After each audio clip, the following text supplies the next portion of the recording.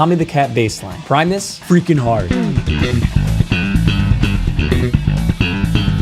Every bassist seems to play this differently, and none of us really knew if it was the right way. I can finally confidently teach you the right way how to play this bass line, and it's thanks to this interview that Les Claypool did on Rick Beato's channel. You need to watch this complete interview. Rick Beato's interviews and channel are among the best on YouTube. It is not a tutorial that he's doing, but since he's playing it unplugged, up close, we can finally see what he's actually doing. It's really hard to transcribe this just from his live tracks. I've done a video on Tommy the Cat before, and I was pretty close. So let's jump into it. Let's go. Tommy the Cat was released on Primus's 1991 album, Sailing the Seas of Cheese, but it actually showed up first on their 1989 live album, Suck on This. Among bassists, there's a huge debate on how to play this iconic bass line, but it's time to clarify and show the correct way to play this bass line. That's exactly what you're doing there. Yes, but I'm doing that. You know, Tommy the Cat, I had that bass part, you know. And I knew I wanted to do that "Say Baby, Do You Want to," because I had that line. And it took me forever, you know, to be able to say, "Baby, do you want to lay down with me? Baby, do you want to lay down by my side? Baby, do you want to lay down with me?" It makes no sense. So even though he's playing over his singing, we can finally see up close what he's doing. He plays with the track. Well, Rick edited the track at first, and then we can hear him playing, and just there was a couple things I did differently. I finally got it now, trust me. So here's what he's doing, but let's listen to it a little slower. This is 75% speed. Check this out. Hey, baby, do you want to lay down with me? Baby, do you want to lay down by my side? Baby, do you want to lay down with me? So here's what's going on here. It starts off with the striking. It strikes this E power chord. And here's where there was a subtle difference that really makes the bass line easier from the way I was originally playing it. I previously thought he produced dead notes with his left fretting hand. Instead, he's hammering the left hand as a hammer-on into the 5th fret. It's not a dead note. I was close.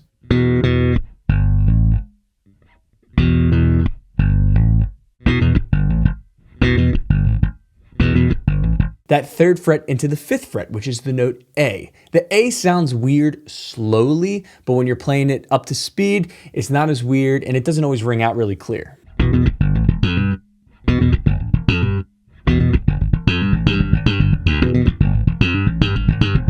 Now he pops the note F and hammers on into G, which starts this descending chromatic part.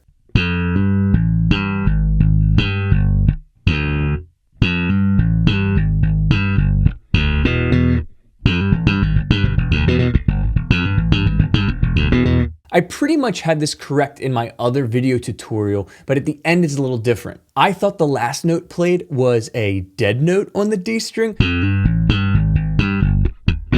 Sometimes these notes aren't ringing out crystal clear either, but the descending chromatic motion is there. You could clearly hear Les playing the open D string.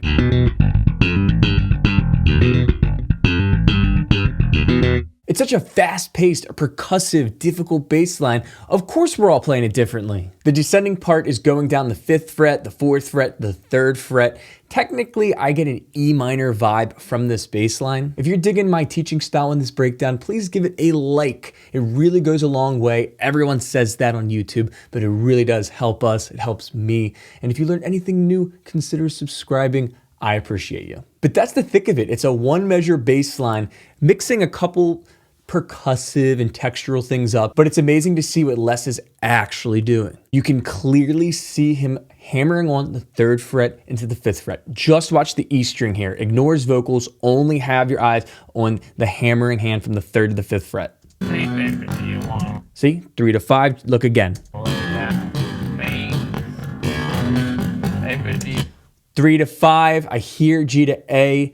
It's not a dead note. It's not the 4th fret. I've seen people do that. So that's a big thing. I'm really excited about this. Slowing it down sounds like crap, but we can get the vibe. So if you're a bass player and you got it in hand, grab it and try and play it with me.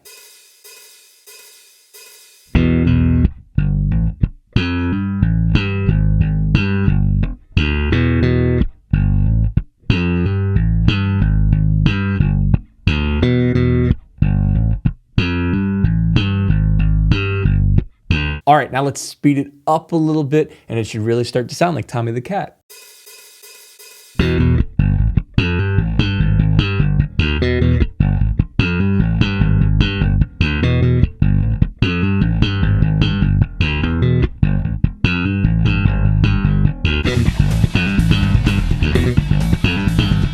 Are you a bass player? If you're having trouble just getting started with slap bass, then you need Bass Freedom. Check out below for more info. While I'm breaking down the incredible bass line, the other parts are sick as well.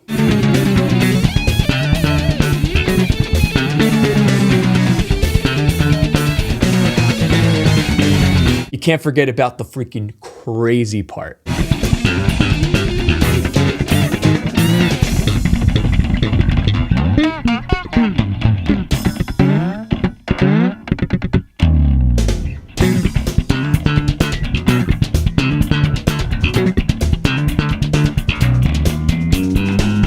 Learning how to play a bass line like this will make you so much better. It's percussive, it's fast, it requires a lot of technical ability with the slap technique. I just had to shoot a video and fix what has been taught, what I've spoken about. It's subtle things. You can get the essence of Tommy the Cat, but we finally got there. Thanks so much for watching this video. If you want to see the Tommy the Cat breakdown that I did months back, it's right here. If you haven't already, subscribe. I really appreciate you. Let me know if you want to see another video. Comment below and have a good one. Peace.